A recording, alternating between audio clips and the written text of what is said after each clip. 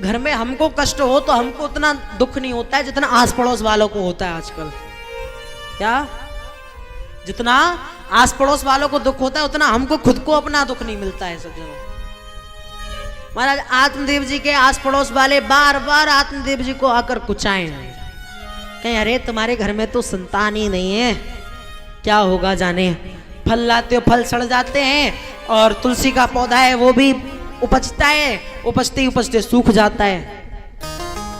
गाय है, गाय अभी तक बाज है, ना ही बछड़ा है ना ही बछिया है, क्या है। तुम जैसा दुर्भागी होगा कोई इस दुनिया में।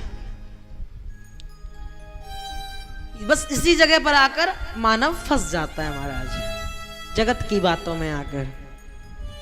क्या? कुछ तो लोग कहेंगे और लोगों का काम है कहना। तो लोगों का काम, दुनिया का काम कहना है। अगर आप दुनिया के बारे में सोचोगे तो महाराज कभी अपने जीवन को जी नहीं पाओगे।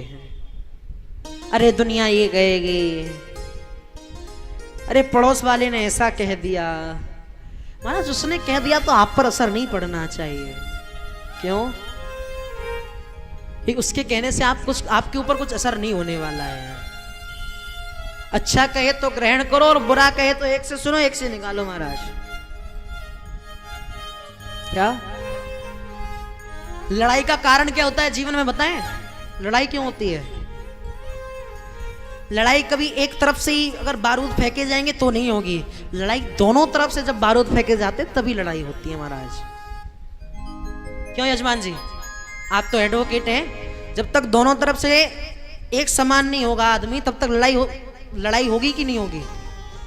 क्या? एक तरफ चुप होगा एक तरफ बोलेगा तो शांत भी हो सकती है। तो ऐसे ही एक पल्ले को झुका दो महाराज। एक बार ऐसे ही एक बड़े ही परेशान आत्मा हमारे पास पहुंचे, हमसे कहे महाराज जी एक आदमी हमको रोज रोज गाली देता है, बहुत गाली देता है, इतनी गाली देता है, भर भर के गाली देता है। हम भी फिर उसको उल्टा सीधा बोल देते हैं महाराज। रोज अब बहुत परेशान हो गए हमसे।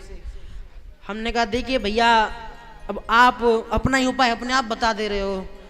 अगर आपको इस गाली से बचना है, इस लड़ाई से बचना है तो क्या करना होगा? उसको गाली देने दो। आप 10 दिन तक वो गाली दे, उसको हंस के ऐसे हाथ जोड़ के निकल जाया करो बस। क्या? वो आपको बुरा भला बोले, अपशब्द बोले, आप हंस जाओ और हंस के हाथ जोड़ दो और निकल जाओ। 10 दिन तक कर लो ऐसा। अब महाराज 10 दिन हमको वहीं रहना था। भाई साहब ने शुरू कर दिया। अब महाराज शुरू किया, करते गए करते गए करते गए। वो रोज उसको गाली दे, वो रोज हंसकर ऐसे हाथ जोड़कर वहां से निकल जाए। क्रोध तो आए पर मन के भीतर दबा दे।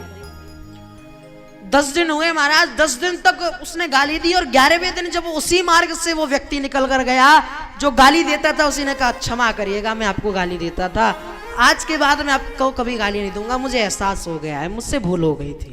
तो कभी अगर लड़ाई खत्म करनी है तो झुक जाइए महाराज। क्या? रिश्ते को अगर बनाए रखना है तो झुक जाइए। और बार बार आपको ही रिश्ते में झुकना पड़े तो रुक जाइए महाराज, फिर रुक जाइए। बार बार आपको ही झुकना पड़े, हर बार झुकना पड़े तो रुक जाना।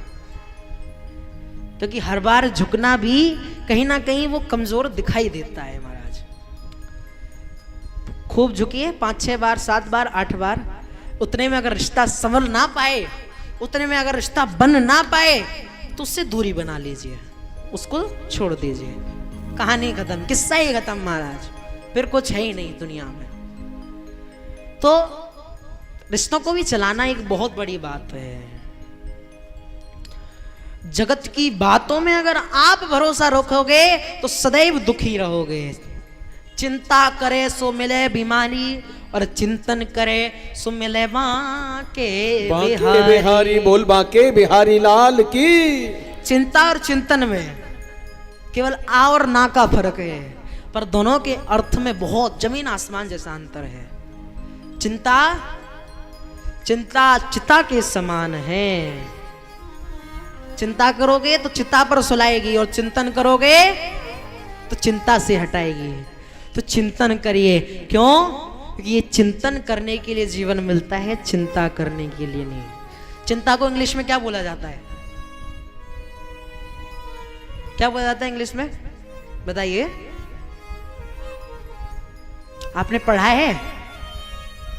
तो आपने फिर स्कूल की फीस ऐसे ही बर्बाद कर दी महाराज। चिंता को इंग्लिश में क्या बोला जाता है? हाँ, टेंशन। देखिए छोटे छोटे बालक हमारा जवाब दे रहे हैं पर आप नहीं दे रहे हैं। टेंशन। सोचिए एक सूरज इतनी गर्मी, इतना तापमान बना के रखता है। टेंशन अलग अलग कीजिए, टेन माने 10 और सन माने सूरज। उन 10 सूरजों को अपने दिमाग में बिठाकर चलोगे तो कितना हाई डिग्री तापमान हो जाएगा, कितना 100 डिग्री से भी पार कर जाएगा महाराज, फट जाएगा सरफट। चिंता को छोड़ो, चिंतन को करो।